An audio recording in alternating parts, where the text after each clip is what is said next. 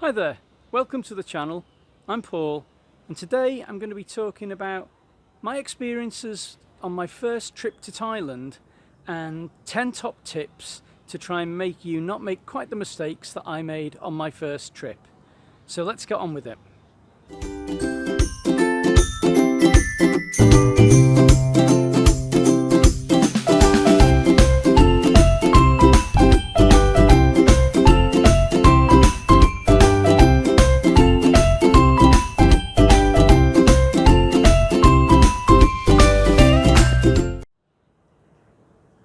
Okay, so I'm on the very top of a condo block in Udon Thani at the moment. It's about 38-39 degrees today and it's gorgeous. So let's get started. So I'm going to count down these from number 10 right down to number 1, which is what I think is probably the most important thing when you come to Thailand for the first time. Now, I only came to Thailand really for the first time, saying for a long time, at the beginning of 2019. I'd previously had a very brief 3-day trip to Thailand, and so I suppose these tips are a combination of both of those two trips that I came on.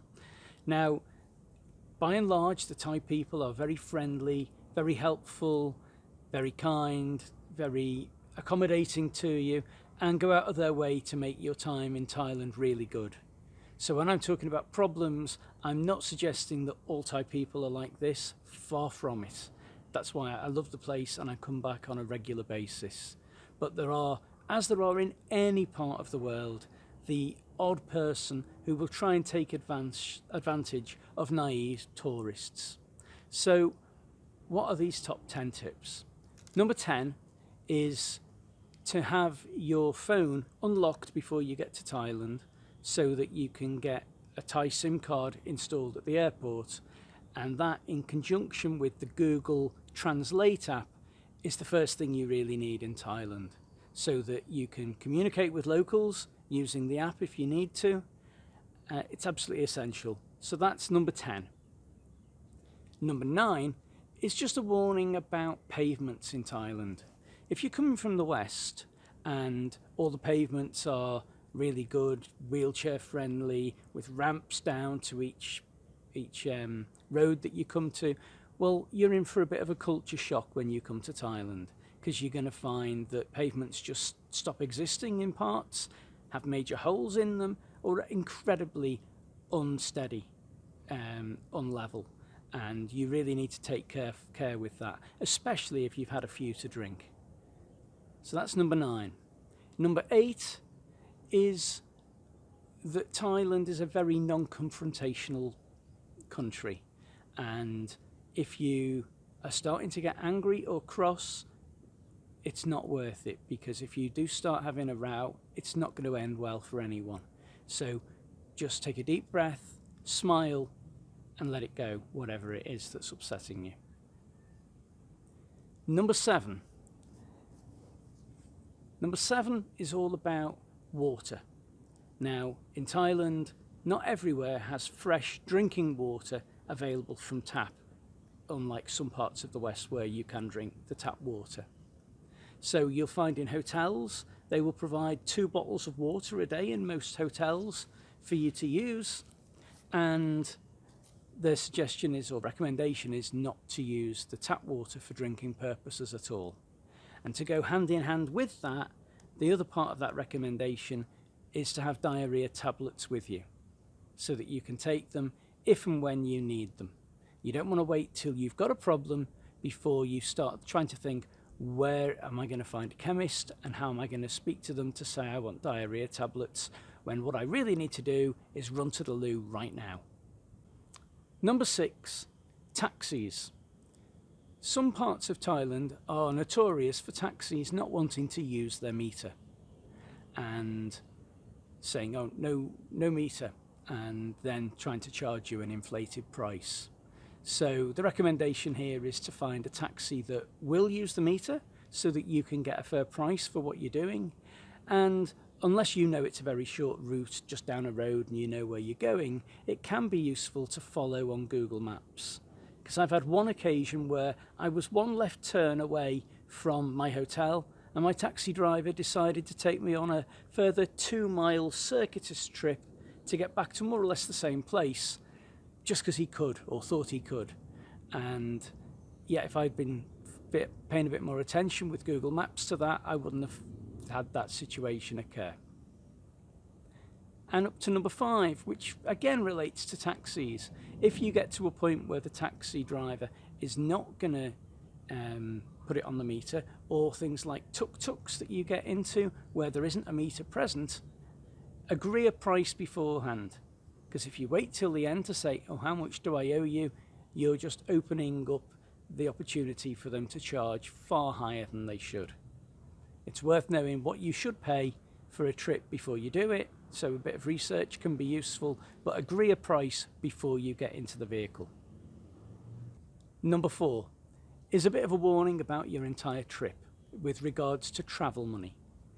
If you're a bit disorganised and on the last minute, you may be tempted when you get to your Western airport, after you've been through security, to think, oh, I'll just buy some money for Thailand. And that's where you could be costing yourself 10% of everything you transfer, because they will charge you, they will give you a terrible exchange rate in the airports. So travel money, either get it ordered before you come to Thailand, or exchange notes in Thailand from your currency into Thai money. I've done a separate video all about money transfers and the best places to go for it, so I'll try and link to that as well. Number 3, you may go around markets and start seeing some really beautiful items, really attractive items, things you've not seen before, or things that you think might look quite cheap.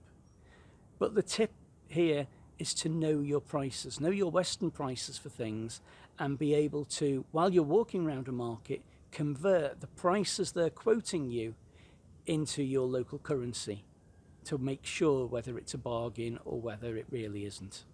And quite often, even in markets, maybe don't buy on day one, because you may find a market round the corner where the same thing is for sale at a much lower price. I can give you an example from my second trip to Thailand, when I forgot to bring a belt. And I went to a shopping mall and they wanted 1,100 baht for a belt, which is maybe £25. I then went to a shop down the road, not in this posh shopping mall, and they were offering me a very similar leather belt for 400 baht, which is maybe £10. I then went to a market that night and bought a belt for 100 baht, which is about £2.50. So I saved about 90% of the price of what I bought by shopping round before I bought it. So know your value and don't rush into buying anything until you've shopped around and looked around a bit. Number 2 is all about the trips that you can go on while you're in Thailand. When I was in Phi Phi on my very first trip, I was just walking out one night to research for my brother and I about going on a snorkeling trip the following day, and came across one of these stands where they were selling all the trips and inquired about the price, and it started at something like 3,000 baht per person. I basically said to him, look, I'm not ready to make a decision now. I need to go and speak to my brother before I can commit to anything. Now, that probably got lost in translation. All he saw was someone come up, inquire about a trip for 2 people and not want to commit there and then. So he started lowering the price. And every time I explained, no, I really do need to go back and check before I commit to this, he lowered it further. And instead of 3,000 baht for 1 ticket, I ended up paying 2,500 baht for 2 tickets, more than 50% reduction on the price. So the moral from that is really that you can negotiate, and negotiate very hard with any of these tour people, because the price that they quote first off will come down and down and down and down and down if you're prepared to barter with them. And finally, tip number 1, and I've fallen for this a few times while I've been in Thailand. And that is all to do with money. When you go to exchange places, or when you order money, foreign currency, when you're in your home country, they will give you large denomination notes. Maybe 1,000 baht will be the standard, and nearly all of them will be that. And then you go to a street vendor and you're trying to buy a 40 baht meal with 1,000 baht note, and quite often they don't have change. So my tip is really that on a daily basis, as soon as you can, in a shop or reputable place, get that 1,000 baht note, or any 1,000 baht notes you want, broken down so that you've got much smaller change, much smaller notes in your wallet or purse or pocket.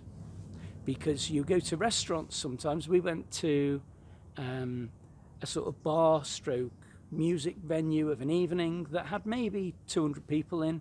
We ordered 3 drinks. They were served by different people.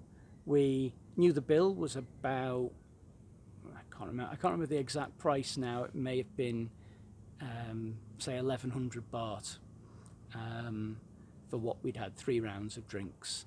And so I think we gave them 2,000 baht, and took maybe 15 minutes for somebody else to come back with the change. And when they came back with the change, it was 30 or 40 baht, not the 900 baht change we'd expected. And of course, you couldn't find the person that you'd spoken to, and it was too late to start saying, no, I gave you 2,000 baht, because we didn't have proof of that. So what you need really is to be able to put more or less the correct money in, so that if they do try to scam you or forget to give you your change back, you might be losing 20 or 30 baht, not 800-900 baht. So break your notes down. I found one of the best places to do that is 7-Eleven. They're the general stores or groceries that are all over Thailand, and they will, you go in and buy 5 or 10 bahts worth of a bottle of water or something, give them 1,000 baht, and there you've got your change, and you're not going to fall for the sort of problems that you may incur otherwise. So there's my top 10 tips. I hope at least one of them helps you a bit, either saves you some money or makes something a little bit easier for you while you're in Thailand. I hope you have a great time when you come to Thailand. Get the bug for it and come as often as I do. And hope to see you again on the next video. If you do like the channel, please do subscribe. Hit the bell icon so you get notifications when new videos are uploaded. And I'll catch you on the next video. Bye for now.